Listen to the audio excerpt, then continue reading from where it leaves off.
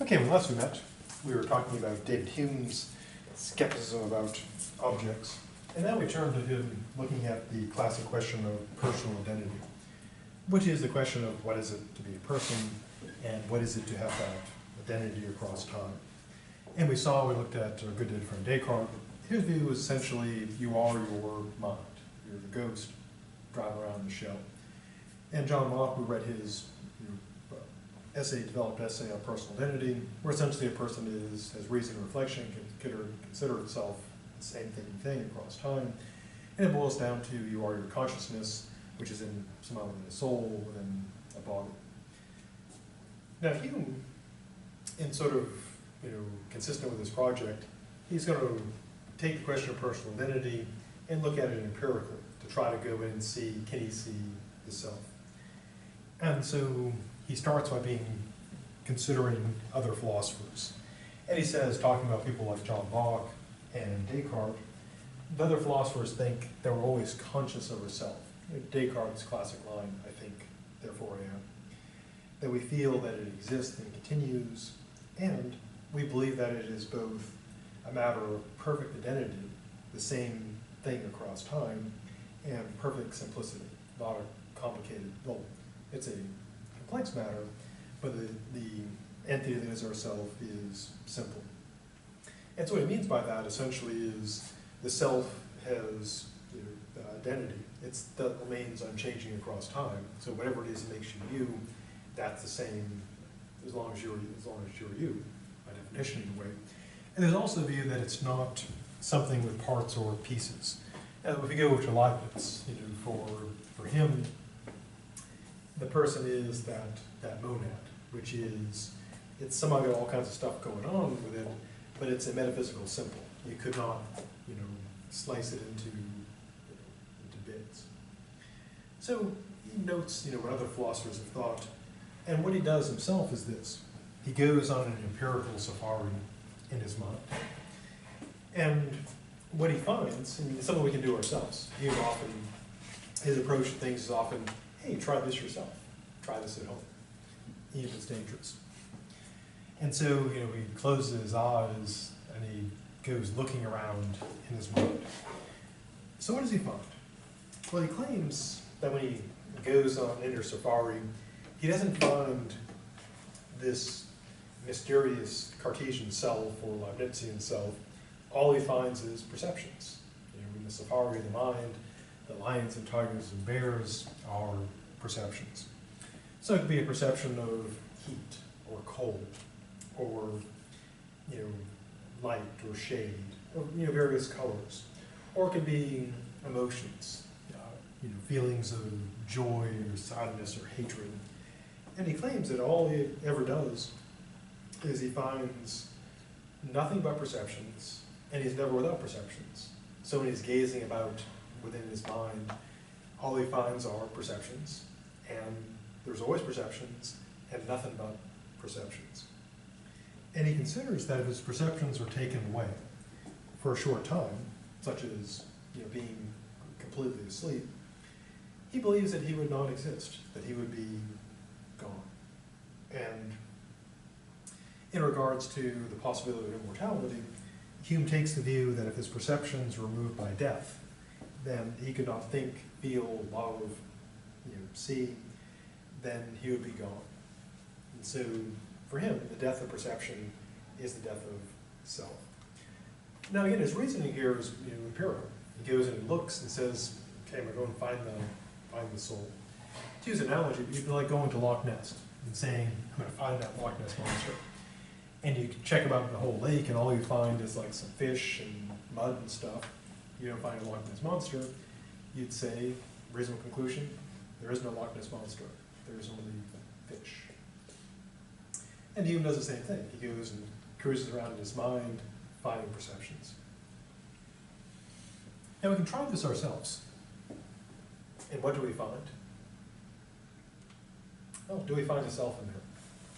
When you roam around your mind, do you meet yourself? Yes. Well, on one hand, one criticism people make of Hume is, well, they raise the question, who's doing the looking? You know, it'd be like someone saying, well, there's no people here. I went in there and I didn't see any people. It's like, well, there was, you were there. Yeah, and so on one hand, he's clearly right. When you go and look around, you just find perceptions. And then a fair question to ask, as Leibniz did, what is doing the looking about? So maybe that could be the self. Now, he is willing to accept that maybe other people have different experiences. If someone else has the ability to perceive this continuing, simple continuum itself, then Hume considers maybe people are very different. He doesn't find that, but maybe another person has something else going on. But his view is, again, empirical. You go and look around, you don't find it, can't find it, so it's not there. It's not there, it doesn't exist. So there is no simple continuum of self. So what's his self going to be? Well, he puts forth what's now known as the bundle theory of identity. Here's how it works. He claims that a person, me, you, Donald Trump, Ted Cruz, Bernie Sanders, we're just a bundle of perceptions, which I always draw by circles, just because they're easy to draw. And the idea would be that you, the person, would be at a particular moment in time, like right now, say 12:42 and a certain number of seconds. You would be all those perceptions that are occurring. So this could be, a sound perception, a color perception, maybe feel like an itch on your, left big toe, maybe a faint feeling of hunger, maybe a thought about something that's happening later, a bit of a tickly spot on like your finger, feeling your pencil in your hand. And so all the stuff that's going on, that would be you. You would be the sum total of your, to use a Lockean term, of your consciousness. Now, what happens to the contents of the mind? Have you ever tried to do the thing where you're, like with meditation, you try to empty your mind? How long does that last? Not long. Yeah, not long. Or you try to think of like just one thing, then it changes really quickly.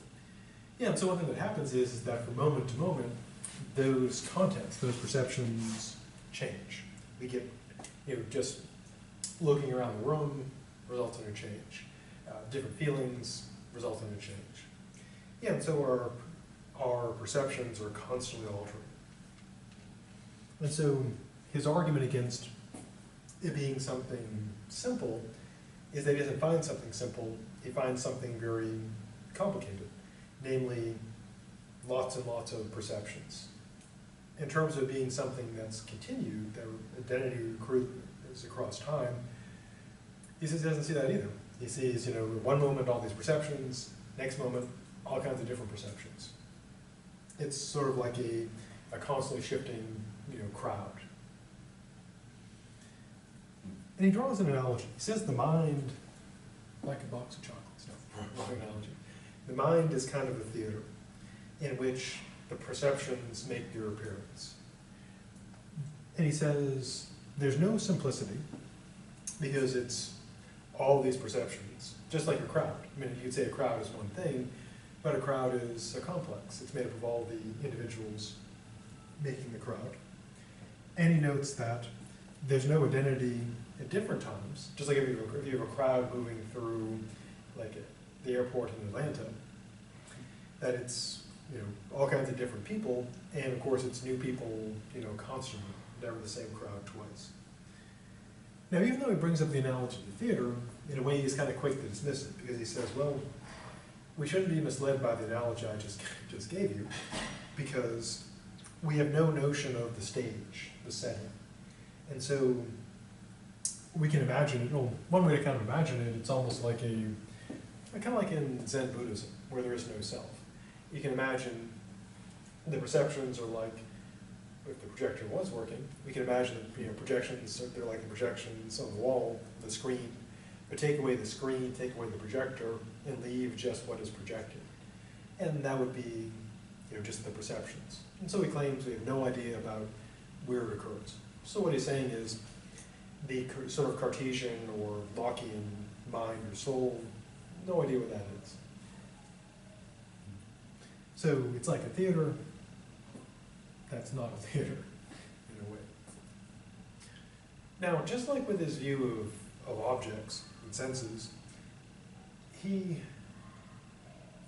is addressing the question of personal identity, but more so the psychology of it. So in a sense, he's saying, what is a person? But then he sort of quickly gets into not what is a person, which he kind of says, bundle of perceptions. Then he switches quickly to, so if there is no identity, it's like that crowd, moving through the airport. What is it psychologically that causes us to say that, in my case, I am one person, that you are one person? What makes us believe that there's one continuing self? Despite the fact that, as Hume sees it, there's nothing continuing, there's nothing simple. So psychologically, why do we do that? Because we do, well, we end up having the sort of the following problem. If you ask people, is your stream of consciousness identical across time? People would say, well, no. Even if you try to focus on just one thing, that quickly changes. But if you ask people, are you you? Are you the same person as you were 10 minutes ago? People say, yeah. If you say like 10 or 20 years ago, so when people have been around that long, they would say, I mean, they might say they're a little different, but they'd say, yes, metaphysically speaking, I am the same person. So the challenge is, how do we think that? Why do we think that? Well, here's how he tries to work it out. We suppose that our perceptions are somehow connected by identity.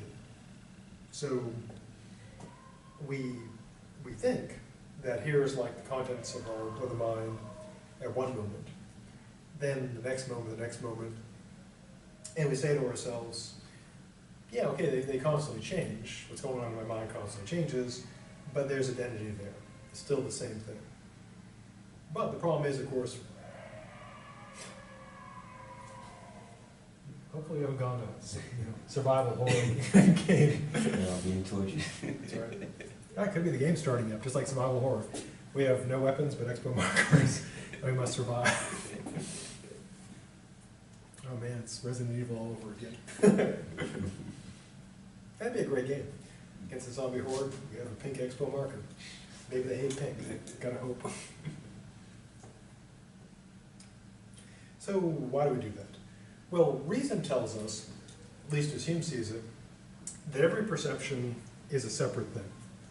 So there's no identity across time.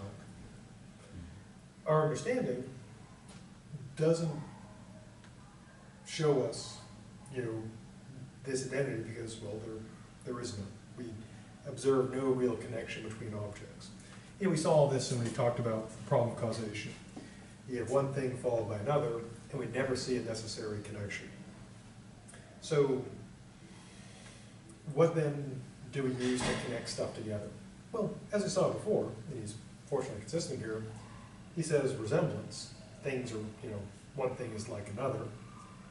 Contiguity. Things are proximal in space and in time. And lastly, causation, cause and effect. One thing occurs, another thing occurs, and it happens often enough we become habituated. Now he claims here that contiguity isn't a factor in here. Although, in a way, you might think it kind of is because you're always really close to yourself. But he says the main things are resemblance and what we think of cause and effect.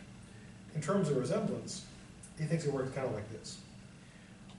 What we do is, even though from moment to moment we recognize that our perceptions are not identical. So to use, I guess, kind of an analogy, you can imagine like the camera. You swing the camera across the room and then load the file into a computer and look at it, say, frame by frame.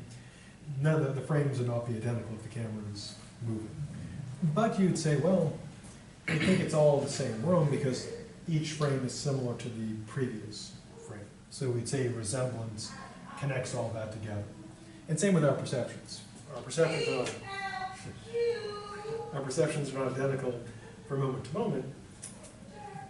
But I've always wished I had a really loud voice. Sadly, no. Apparently it's, because I researched that, because I'm not loud, and I researched like, how do you become loud? And they said, drink a lot, drinking, bring a six-pack. Well, beer makes you loud. But they also said that it's pretty much not where you're born with, it's just the structure, whatever structure you got. Some people are born loud, and some people are not. Same with like singing. Some people are born singers, and some are not. But then that autotune, that can help a lot, apparently. So, resemblance, he believes, can help tie things together. Now, we don't perceive the identity, so because there is none, as he sees it.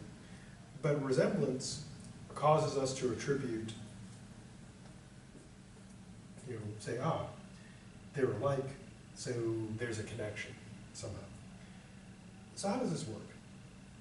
Well, essentially, going back to the example of the camera, if you have the camera panning across the room, and you look at the, if all you're looking at is, say, the individual film clip cells, you would say, well, yeah, that's the one room, because each step looks very much alike. And then we'd say with our perceptions, yeah, moment to moment they're very similar, so there's one unity there. Now, here's how he thinks it works in terms of creating the personal identity. Memory. What we do is this. We bring up our past perceptions. So we would recall what we were perceiving moments ago. And he thinks that since they're images of our past perceptions, and he claims that images necessarily resemble their objects, what we do is essentially this. We have, well, I mean, you take the example, you look across the room, and then you remember what you saw, and what you do is you say, well, they're very, it's very similar, my train of thought is very similar, going step to step, resembling it, and so your imagination connects them together. I mean, it's kind of like the same thing that you do with the objects. You see the expo goes back, comes back out, and your imagination says, oh, it's the same thing, it's connected. Except in this case, it's our perceptions. And we say, okay, not the same perception, but it's like it, so it's the same. There's identity tying them together. So he thinks that memory discovers the apparent personal identity, or so he claims. So the way resemblance works, as he sees it, we'll see more of this in a moment, is that we remember what occurred, we compare it to what is occurring right now, we say they resemble each other, so there's an identity there. There's the same thing going. Again, just like with the marker. You see it, and then it goes out of sight, comes back, you say, oh, it's the same thing. Likewise, you look back at your memory and say, similar, so this is the same. The second thing he considers is causation. And he draws an analogy to a commonwealth, a nation. Now, what he claims is that we have our perceptions, followed by more perceptions than more perceptions. And what we do is, according to him, is we engage in that cause and effect. I'm going to say reasoning, but it's more like imagination. This happens, this happens, this happens, and we see, happening over and over, we get habituated, and we say what occurred in the past causes what's happening now. And he draws the analogy to a country. If you take the United States, does the United States have the same number of states it had back in 1789? No, we have more. Do we have the same people? No. No. We have different, more laws, more states, more land. But we say it's the United States because, well, cause and effect. We say that if you go back to 1789 and trace it up to 2016, that we have a cause and effect connection. You can draw the causal link from now to then. And so we'd say it's the same republic. Now, by analogy, he claims the same holds true of us. Even though if you trace yourself back to the beginning, whatever that was. Even though it's not identical, you would have that sort of cause and effect connection. You know, the first you, whenever you began, leads to next, the next, the next, the next, the next. And even though, you know, you're larger than you were at the start, we all start off, you know, as a single cell, and we get considerably bigger. That is a cause and effect connection going all the way to the beginning. Or if, you know, identity is a metaphysical thing, goes back to, you know, like a soul, wherever that came from. Yeah, so you have this causal connection tying back through time. Now, does that make sense? That you are an entity connected by cause and effect, linked back through time, the thread of causation. Kind of, Yeah, and in the normal course of an event, you know, your causal thread doesn't get like, you know, spread out and, you know, have different claimants to being you. Yeah, the normal course of events would say, yeah, it's got the right causal connection, so it's me. Now, of course, we saw in Locke, you know, potentials where the thread could get, you know, copied, branching off. Or, you know, like the example, you know, like a sci-fi example, if you are, like as Locke claims, your memory, and they copy your memory, is that just, you know, not you, something like you, or is it you? And some people, you know, philosophers argue if you buy cause and effect, if you preserve the right cause and effect connection, then you'd have two equally good claimants to being you. You know, because if it's just, you know, you get the memories in the right way, then that could be you, that could be you, which of course would be problematic because it's only supposed to be one you.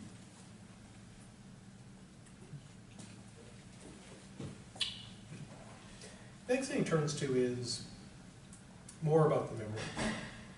Now, much like Locke, he also brings in the matter of our concerns and our passions, namely this. Locke noted how what matters to us about personal identity, much like with his view of skepticism, is not so much like the metaphysics of it, but our concern, that we're concerned about our, you know, past and present pleasures and pains. So what matters personal identity-wise was that, you know, will my future self, you know, be harmed or benefited by what's happening now? So essentially our concern is not so much the metaphysical identity, but namely my concern about the future. Who am I worried about? And my answer is me. And so he thinks that the emotions, in a sense, tie us together. Which is kind of an interesting approach because, in general, we're most concerned about ourselves. And when you think about it, we do things like save money, exercise, eat healthily. For who? Well, for example, suppose you want to have like some cake, delicious cake. Now, at the moment, of course, you'll enjoy the cake. But who would be the one that suffers from the cake? You. Yeah, you. But you could say, screw that future self. You know, screw that guy. I'm having my cake now. Yeah, because most stuff we do, the harm is later on. So, yeah, just go pretty fast. I remember when I was fast, long ago. Yeah, getting slower only makes sense of personal identity. So, that's my sense of identity. Now, yeah, if you think of like, you know, cake. The reason why we wouldn't like eat like the whole cake, no matter how enjoyable it would be, is because we think it would be bad for our health, our future self.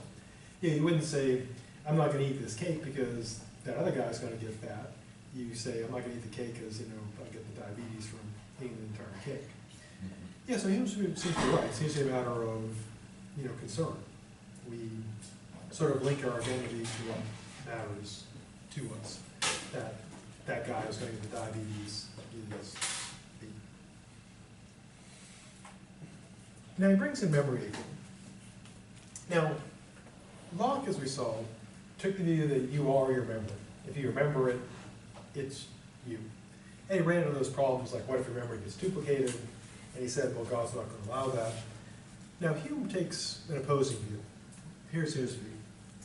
He does think that memory is important for personal identity, but it's important the following way. It discovers the identity rather than being the identity. And here's how that works. Once we have memory, then we can do this. We can take like our perceptions now, and then remember back to our previous perception. And again, going with that simple example, if you start by looking like straight ahead, then you look around the room, you can remember back those perceptions. Or even longer. You can remember back a week, a year, a decade, a century, a millennium, however back memory goes. And then what he says what you do is, once you've got the memory thing going, and you can remember your past perceptions, then what you're able to do is do the cause and effect thing. Namely, you would say that, you know, here's a week ago, a day ago, a month ago, a year ago, a decade ago. You remember back that far, and then you tie them together with cause and effect.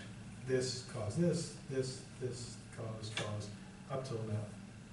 And so memory says, yes, I have memories going back, way back, that far. That gives me the notion of cause and effect. And then once you have that going, then he claims you can get the notion of identity.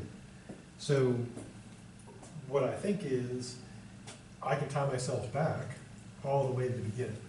And what this also allows us to do is, it allows us to link things that we forgot. Namely, we can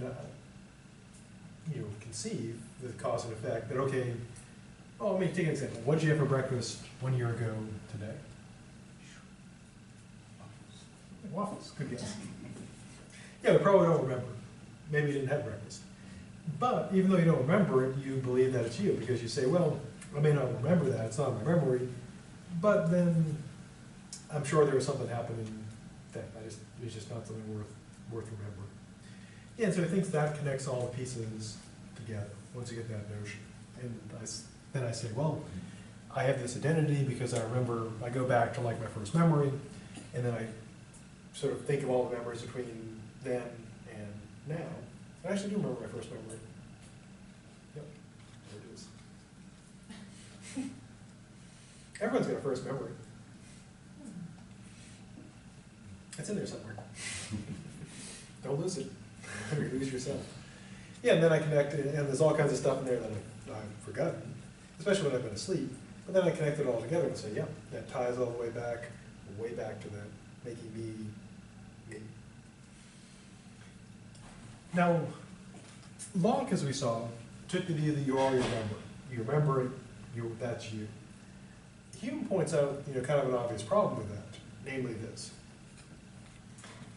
I gave the example of like, when did you have a breakfast 1 year ago today? And most people don't remember. I actually remember because I was having the same thing, 99% of the time, the same thing for breakfast. It's because, lazy. Plus it's easy, don't you think? Yeah, cereal. No. Occasionally, Publix has a sale on those chocolate muffins or donuts, and then yes. Sometimes they take the muffin, muffin, donut, muffin. But it's the muffin or a moment. They're good. They give you the diabetes instantly. No, but totally worth it. Screw that treat yourself. Yeah, so that illustrates Hume's thing. So we forget stuff. You don't remember. Said like, what was this class about? 6 classes back. You say, well, about something, some kind of stuff. We don't remember that stuff.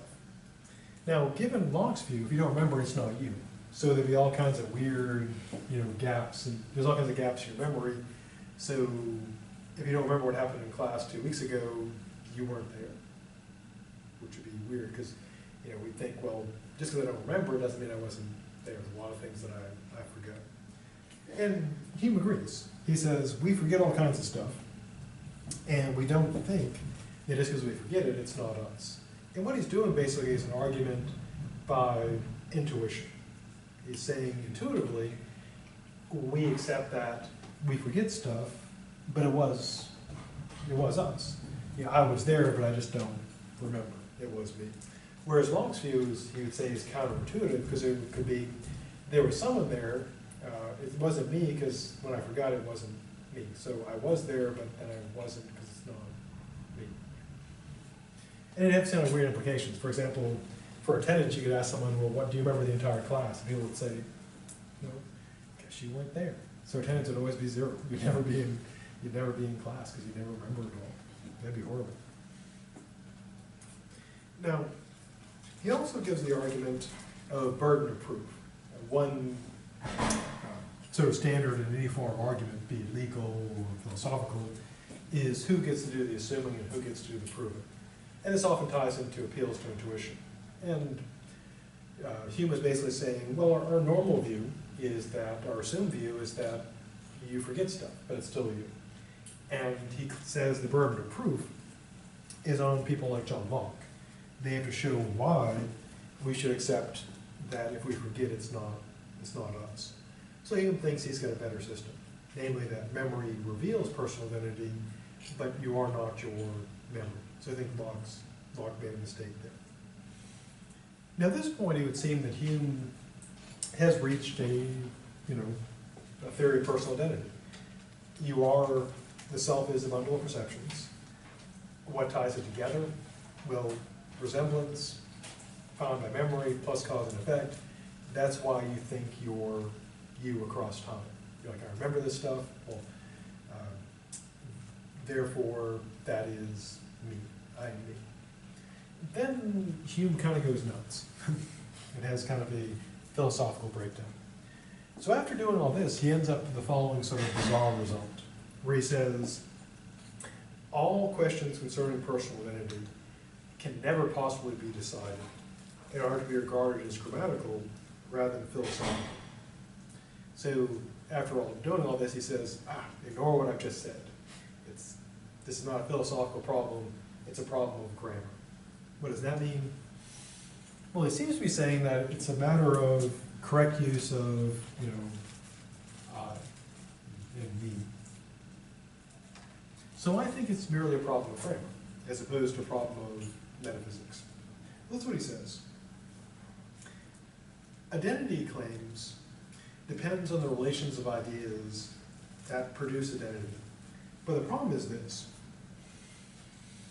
It's based on the ease of transition. In other words, how they connect, the moments of self or moments of time together. And he notes that these relations and the easiness of the transition, yes, that's me, yes, that's me, yes, that's me, may, symbolized by this, well, I try to do like a gradient line, but it's much easier with like an illustrator as opposed to an expo marker and a finger. But imagine if we were like a gradient. The idea is that this connection just starts fading. And so what he claims is essentially, we end up not having a very clear demarcation. And we have a point where we really can't settle whether it's identity or not. And so he says, it's merely verbal. It's all a matter of, it's a common criticism, people make of philosophy, it's all just, semantics, all just verbal. But he claims that the connection can end up being so tenuous and ill-defined that it is just a battle over words. Now, he doesn't go into much detail about this, but let us endeavor to try to give him as good a case as possible. And we'll use the following. In fact, let's take a very practical example, a real example.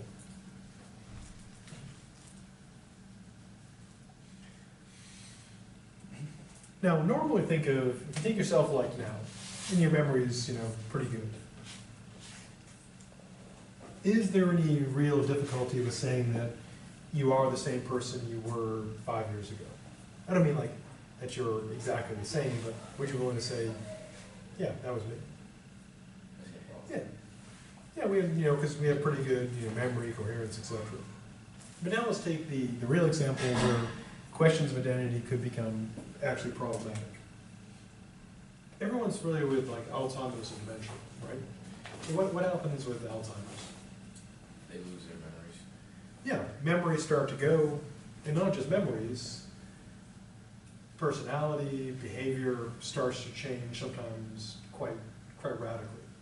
People who say were once very even-tempered may become very agitated and angry. Yeah, so a lot happens. Memories sometimes go completely, personality changes. And is there a point at which the person is gone? I mean, there's been some recent movies about that, about Alzheimer's and its effect. And one of the common things is the people who are still able to reflect. One common thing is they say they're losing themselves. They're losing their identity. Now that can be seen as metaphorical. I'm losing my identity, I'm not myself. But given what happens in the extreme cases of dementia, would it make sense to say at a certain point you're not sure if it's the same person? Yeah, because on one hand we'd say, well, yes, of course the same person, what else is it? But when all that's gone, when the memories are gone, the personality is gone, you might say at a certain point, we don't know exactly where, as Hume said, the body's still there, but maybe the person is gone. Are they still the same person? And as we change through life, I mean, people, as we saw with Locke, people will say things like, I'm not that person anymore.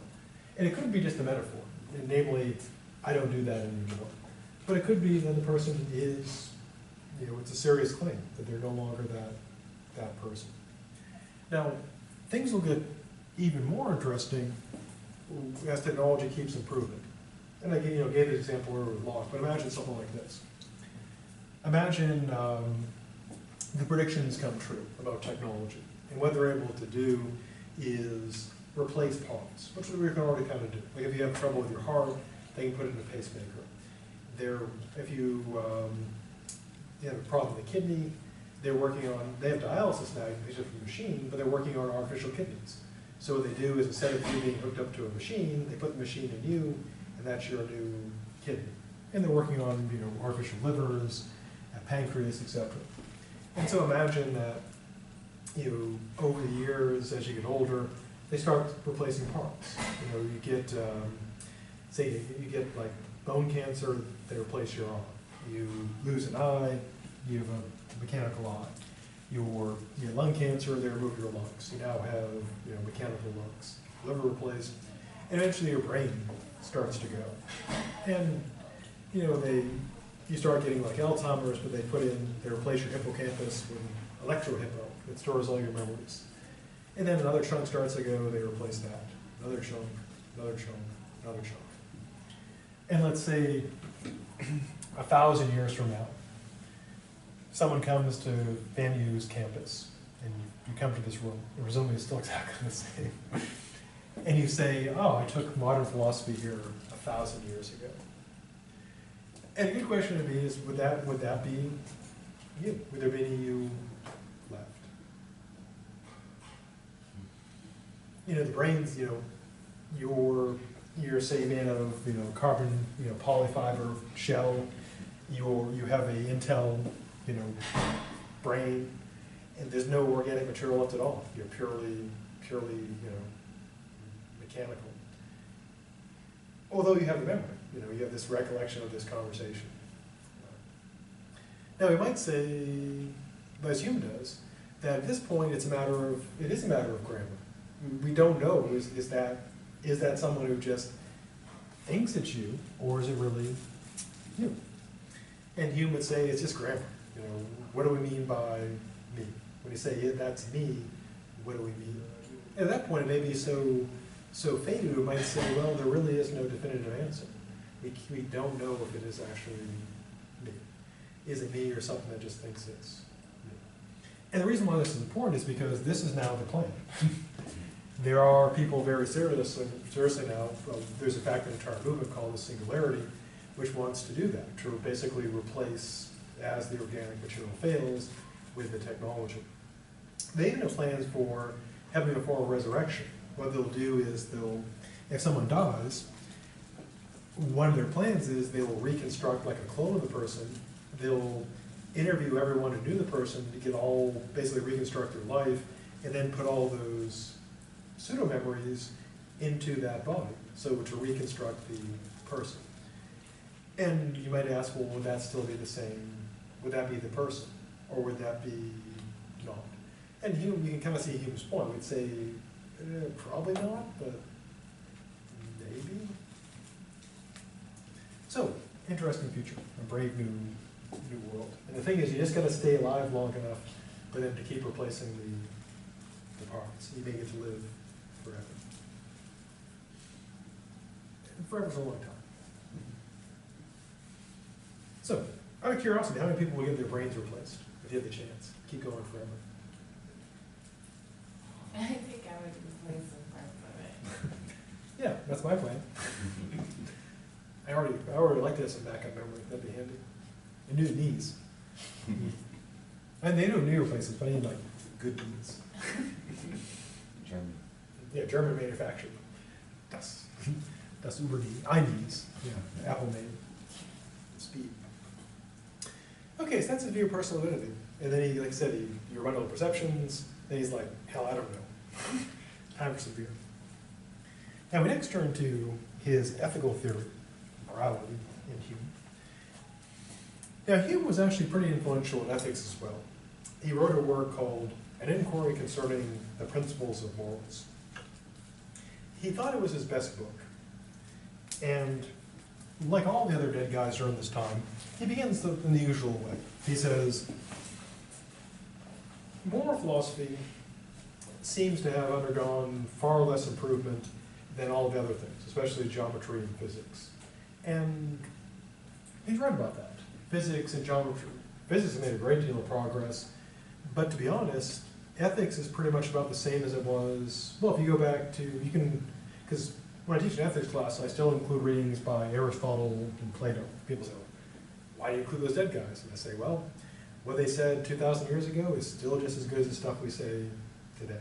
I mean, I wouldn't, if I was teaching medicine, I wouldn't teach medicine from 2,000 years ago, or physics or engineering, but when it comes to ethics, pretty much, what we said 2,000 years ago is still pretty good today.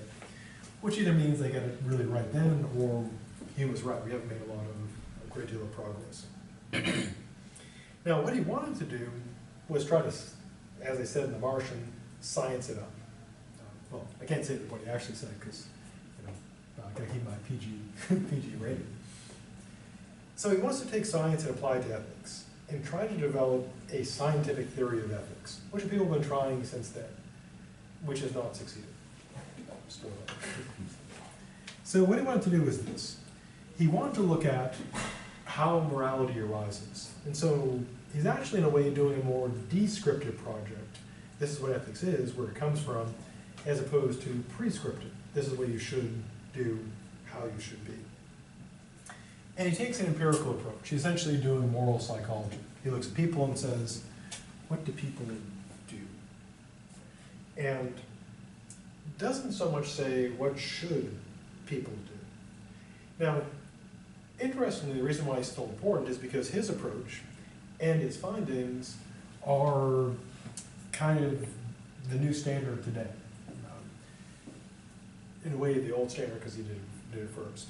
But what a lot of people now do in ethics is they go and observe, well, the popular thing now is observing animals, like monkeys, and seeing what they do and saying, well, what is naturalistic ethics? What is sort of built in? And Hume was one of the first to take that approach. He regards ethics as natural. It's built into us. And he thinks that since all humans are basically the same, we all have the same basic ethics. And the way he argues is often, like we saw before, saying, hey, try this yourself. Try this at home. What's the worst that could happen? So how does moral judgment work? Well, given what he said before, there are basically two approaches to the stuff. The relations of ideas, that is a pure reason, and then matters of fact, which are facts about the world. Now, given that he argues that relations of ideas, pure reason, can't tell us about the world, it then follows that, relations of ideas, pure reason, can't tell us about good and evil. Now, he takes the view that reason actually has very little role in ethics. So he considers both options. So So again, he's got two options. Relations of ideas, one avenue of knowledge, matters of fact, the second. So there's only two choices. It's got to be one or the other. It can't be both. So what about relations of ideas? Well, relations of ideas would be, again, things that are based on pure reason. You can know them with absolute certainty, but according to Hume, they don't tell you about the world. And I can go to my usual example. I've drawn a triangle, it's considered hidden by my hand. How many sides does it have? Yeah. How did you know? Well, by definition, you know if something is a triangle, it's got three sides. And that's a relation of ideas. You can know that with absolute certainty. Now, what about ethics? Does ethics work like that? Where you would just know? Someone would just, you just have a, would be equivalent to that. If I just say, this is what occurred, would you know without knowing any more any of the facts about it that it was just automatically evil or good? Does ethics work like that? With absolute certainty? No, because as Hume notes, if it worked like geometry, mathematics, you could just sit down and do like some moral calculations, like evil plus evil squared divided by good, and have some like funky symbols in there. You say, oh yes, I've done the calculations, and yes, that would be evil. Now, you can make that stuff up, but do we have like equations of morality? No, I mean, people have tried to develop that, trying to develop, basically deontic mathematics or, moral math. But so far, no. It'd be great if we could, then all moral problems solved, Okay, yes, I guess we were off all that time. Sorry. So he says, that doesn't work. Or, actually it'd be too quick, because what we should say honestly is that it hasn't worked yet. We shouldn't conclude that it's impossible to do that. We should say that we haven't been able to do it yet, although it may be impossible. Now, he also, to further ground his criticism, this is what he thinks. Reason tells us, he claims, what is true or false. Now, is morality about truthness or falsiness? Or is it concerned about what we should do? Yeah. And so, Hume's claim, again, which could be incorrect, is that our concern in ethics is prescriptive rather than descriptive. Again, there are ways to counter Hume, but it makes a decent case. So, reason, he thinks, so there's only one other option. If it can't be relations of ideas, it's got to be matters of fact. Now, can we derive morality from matters of fact? And he makes the following argument. Take any action you think of wrong as being wrong. You take like something small wrong, like I don't know, maybe someone taking the last donut, or big wrong, like someone taking the last donut, or getting big wrong, like a murder or something.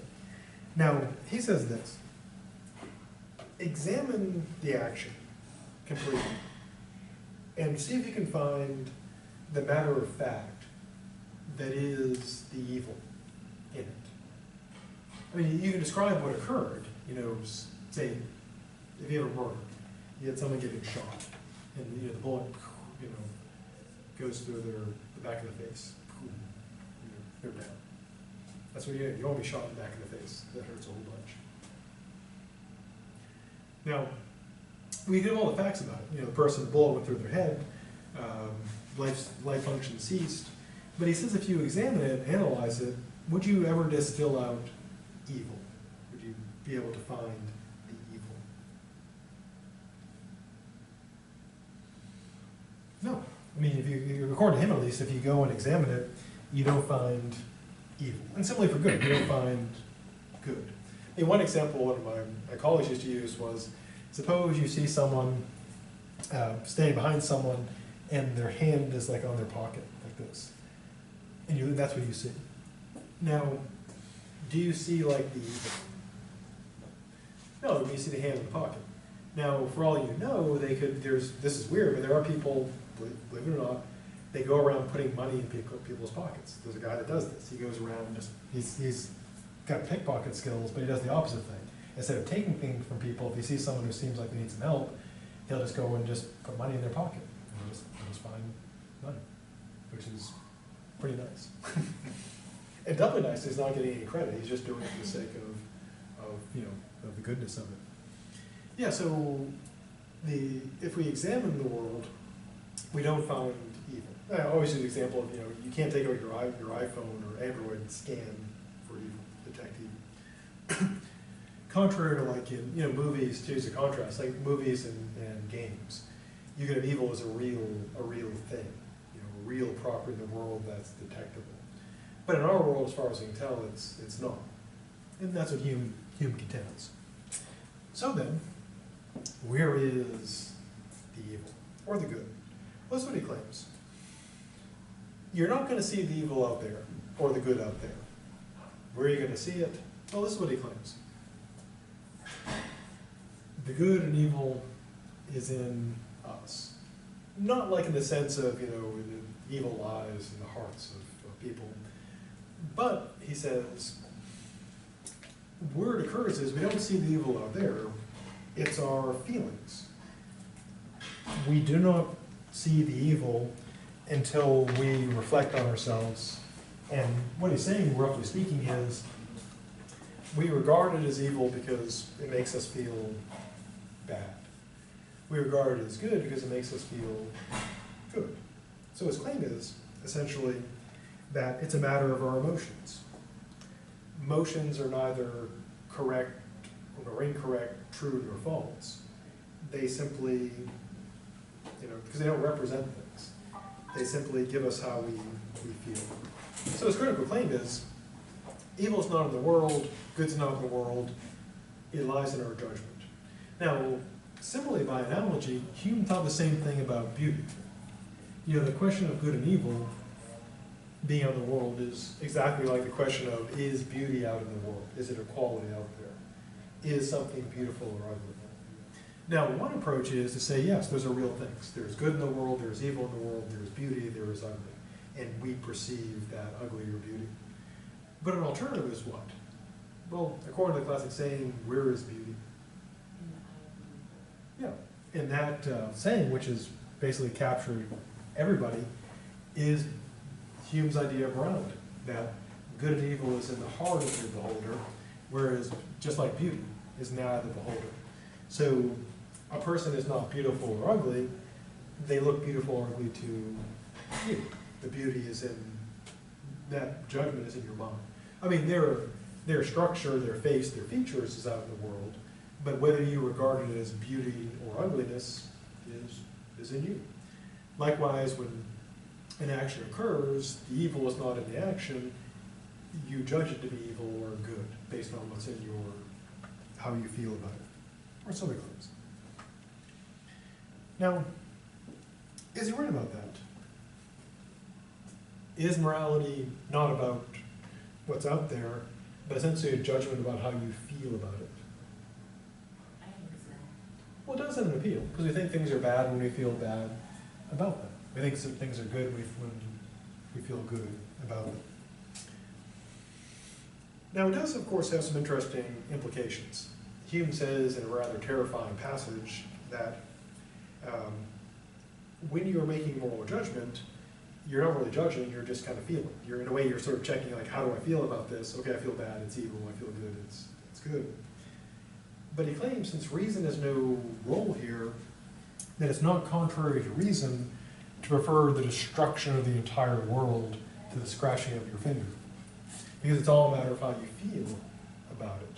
And some people find that morally horrifying, that, yes, clearly destruction of the whole world would be worse, but if it's how you feel, if you would feel worse about your finger being scratched than everyone else dying in the world, well, if you had that choice, you'd say, well, if someone said, I shall scratch your finger, kill all 6 billion people on the planet, and if you thought, I really hate my finger being scratched, the killing of billions of people would be less bad. And some will say, yeah, it's pretty awful, pretty awful. But he said, oh, unless you're a monster, of course, you would feel bad about billions of people being killed. Or so he claims. So he thinks morality essentially is a matter of sentiment. It's how you feel. Now, he does think, sort of on the nice side, that most people, not all, most people have similar sentiments. And we tend to be, is that true? Do most people tend to be kind of similar? Are there a lot of monsters, for example? People tend to be similar. Yeah, so he seems to be right. Most people are pretty normal. We have those people who are pretty abnormal, but fortunately they're not too common. Now he does claim, going back to the role of reason, philosophers like Aristotle and Plato believe that the emotions need to be controlled by reason. Hume totally reverses that. He claims that reason is and ought to be the slave of the passions. And his reason for this is, he claims reason doesn't guide us to do anything. It doesn't, you can reason out things, but it has no motivating factor.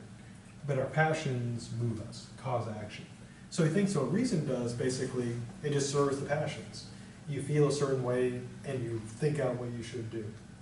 But it doesn't have any active role itself. It doesn't tell you what you should do. It merely enables you to do what you feel you should do. Or so he claims. Now, of course, not everyone agrees with that. We'll look at our next good dead guy, Immanuel Kant. He says, reason is more important. And this is a core debate in ethics. Is morality a matter of reason, judging what is good or bad, or is it a matter of feeling through it? And there are good arguments for both. I mean, one argument as to why it's not just feeling is this. Are there times when you know what the right thing to do is, but your feelings are totally opposed to it, but you still do the right thing, even though you totally don't want to? Yeah. And so one interesting argument against it is sometimes we totally don't feel like doing it. We believe it's to be right, though, and yet we still do it. We make the choice we don't enjoy. Now, of course, someone could counter it saying, well, you secretly do really enjoy that. You're just wrong about it. But it's an interesting matter. Is it a matter of reason or feeling? Now, jumping ahead to the future, one reason why the distinction is kind of important is this. To jump ahead maybe a century, we're, of course, working on artificial intelligence. Right now, for example, you can get like a little, they have like a, I think it's called like a chat bot or something, that you can have, I was listening to a BBC this morning was talking about it. You can get like a little, it's not really an AI, but it's kind of an AI. And what it'll do is it'll do your scheduling for you. It'll analyze like, your calendar and all it knows about you, and it'll arrange your meetings and plan things for you. And so, it's a step on the way for artificial intelligence. Now, artificial intelligence, of course, is artificial intelligence and not artificial emotions. And so, a common theme in sci-fi that involves robots and computers is, if you build an AI that doesn't have emotions, could it have ethics? Because if ethics is all about feeling, and it doesn't feel, it wouldn't have any morality, because it doesn't feel. And we often cast, machines in science fiction as dangerous because they don't feel. They don't have any morality, so they just do, computer stuff like, Terminator, they try to kill us all, etc. But it's one thing we'll be concerned about in the future. Can we have, machines that make moral judgments just by pure reason, or do they actually have to feel their way through it? And could we build artificial emotions? Now, we know with artificial intelligence that you can't fake it, in a way you can fake being more intelligent than you are, but you can't fake actual intelligence, because faking intelligence means you have to be intelligent. But emotions, you can totally fake those. A fake emotion is not an emotion, whereas like fake intelligence would actually be intelligent. So one question we'll have in the future is, if we build machines, because we're going to build machines to be pets and companions, is does that android that seems to like you, does it actually like you? Or is it just, acting, mechanically acting? Which raises all kinds of interesting problems. Because they're already building, this is the future in a way is now, because they're already building robots that are designed to be companions for old people. Because old people, not a lot of fun, so they just figured they'll just farm it off on robots. And of course, they need robots to be, companion, to provide that human companionship. And so they now have, we're pretty sure that, well, actually we know they're just faking feelings, but they do all like emotional stuff. They they act in ways that seems like they care, make inquiries and so forth. And so we'll have that question in the future. Does our robot caregiver really care about us? And does it matter? Maybe it's just enough that we just pretends. Because maybe people just pretend too. Now, fortunately for Hume, he does think that, going back to like the destruction of the world, he does think people are basically nice. How so? Well, in the following kind of ways. Now, one question that comes up is, we do have a lot of ethics that does seem to go against our passions. For example, we have limits on, well, we have things like keeping to our promises, things like chastity and fidelity, which seem to go against our natural passions, which seem to lead us to behaving badly. Now, Hume argues is social utility. What we do is we're able to work out that if we don't follow the moral rules for social utility, then we'd be worse off. So in a way, it's kind of an example where our reason does limit our behavior. Because there are things that our passions tell us to do that would get us in a lot of trouble, so we don't do those things out of self-interest. So one thing that keeps us in check is self-interest leads us to behave, restrain our behavior. And this is something that, Tommy Hobbes and others accept as well. Also, another thing that sort of checks our behavior is, according to Hume, sympathy. We, as Bill Clinton said, we feel other people's pain. If an injustice occurs, even if it's far away from us, we don't feel as bad if it happens to us, we really feel it. But even if it's far away from us, we do still feel that the injustice is wrong. Now, is he right about that? Do we have, or at least most of us, have sympathy? Do we care about others? Yeah. And it does seem, so Hume says this sympathy is a powerful moral factor. It gives us the basis for justice. Now, as I mentioned before, what Hume is doing then is now considered like cutting-edge ethics, because they're looking at research of animals, that are close to us, various primates, and they found that they do have sympathy. And they're saying, well, we got sympathy too, which of course is what Hume said. He also claims that we have benevolence. Now, one of the classic debates in ethics and psychology is this: is there such a thing as benevolence? In other words, do people ever do things for others just for the sake of doing things for others, just out of pure altruism and benevolence? Now, people like Hobbes and Locke argue there is really no benevolence, that everything we do is out of self-love. How do they, what if you take a case like someone diving into a river, a frozen river, risking their life to rescue someone? Someone might say, well, how is that self-love? Well, the usual reply would be, well, they're just doing it for the fame. They're diving in the river because they're hoping that they'll get in the news. Or, well, what about someone who throws themselves on a hand grenade to save their buddies? How's that self-love? They're going to be dead. Oh no, they want to win. They know they're hoping they're going to win a commendation after they're dead. Now, Hume gives an argument by intuition. If you actually look at people, you would see that benevolence, generosity, friendship, compassion, and gratitude are real. That the burden of proof is on the person who says we're just selfish, and he says in his experience, people are basically decent. And so he believes that benevolence, contrary to Hobbes, I guess, who didn't pick his friends very well, is a real thing. And this, of course, is an important part of ethics. Our people, we saw this back in the beginning with Tommy Hobbes, saying that we're basically selfish and we must be ruled with an iron fist. Hume is saying we're basically decent. And this has all kinds of implications for social order, for justice, and for ethics. Because if you have a Hobbesian view, it sort of locks us into, if he's right, we have to have basically an oppressive state to keep us, in check. If Hume is right, then we're basically decent. We're not going to be perfectly good, but we're basically caring. And this is you might say, a more hopeful, optimistic view. Basically sympathetic and benevolent, or awful. We now turn in our remaining 4 minutes to some religion. Now Hume, like many of the dead guys in this time, before he was dead, was concerned about God. He writes a work called The Dialogues Concerning Natural Religion, which is a dialogue, 3 characters talking, and his characters are Cleanthes, who is supporting theism, who presents empirical arguments for God, a posteriori. There is Demea, who relies on faith and a priori, pure reason arguments, and there's Philo, who speaks for Hume, who is a skeptic. Now, the gist of his arguments are this. First, he argues that all the standard arguments for God's existence fail.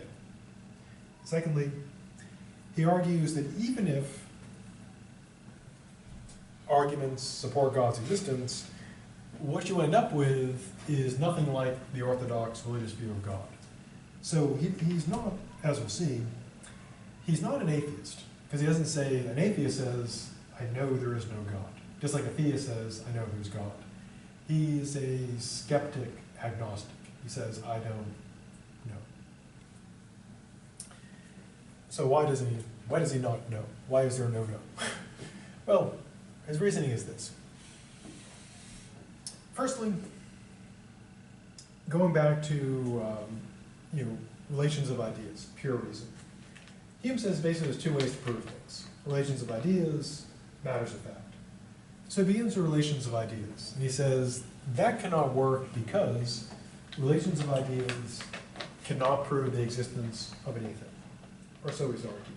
Now if he's right, if relations of ideas can't prove the existence of anything, then they can't prove God's existence. So that's out.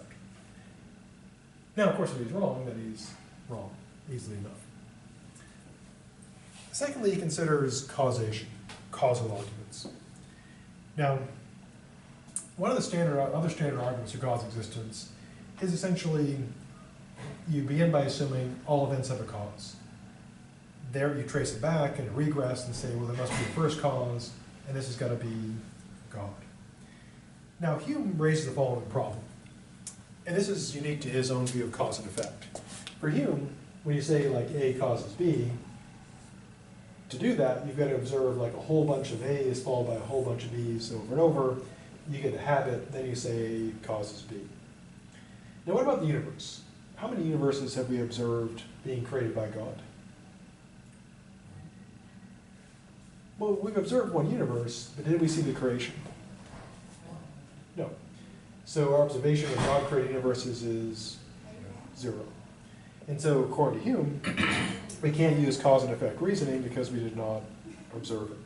I mean, he goes to the analogy. We can say we believe houses were created by people because we've seen a lot of buildings built by people. So if you see a house, you don't say, the house appeared. You say, oh, people built it. But we didn't observe that with the universe, so he says we can't use that reasoning, according to him. Last thing we'll close on. Another common argument is the argument from design. And it's the usual, design 101 argument is you look at the world, look at yourself, like for example your hand, it seems too incredibly complicated to be the result of chance. Similar like with the eye, or if we just go to the whole planet, the earth, the sun, the moon, the stars, it all seems to work so well. There's a design, no design without a designer, so God must exist. Now Hume's argument against this is essentially the argument from evolution, which is this. Hume says the reason why living creatures look designed is this. If they did not fit their environment, they'd be dead, so you wouldn't see them. So when someone says, oh, fish must be designed, they have gills and can breathe in the water. And Hume would say, If they didn't have gills, they'd be dead. You wouldn't be seeing them. So things seem to be designed because if they didn't fit, they'd be dead. Which is, kind of a simple version of evolution, but the same sort of idea. Why do things seem to fit everything so perfectly? Because if they didn't fit, they wouldn't be here. So the apparent design is merely natural selection. And Hume's writing before Darwin, nicely showing that the idea of, this natural selection predates Darwin by quite a bit. In fact, if you go back to the ancient Greeks, they were talking about it as well. Okay, so next time we'll wrap up David Hume and then move on to our good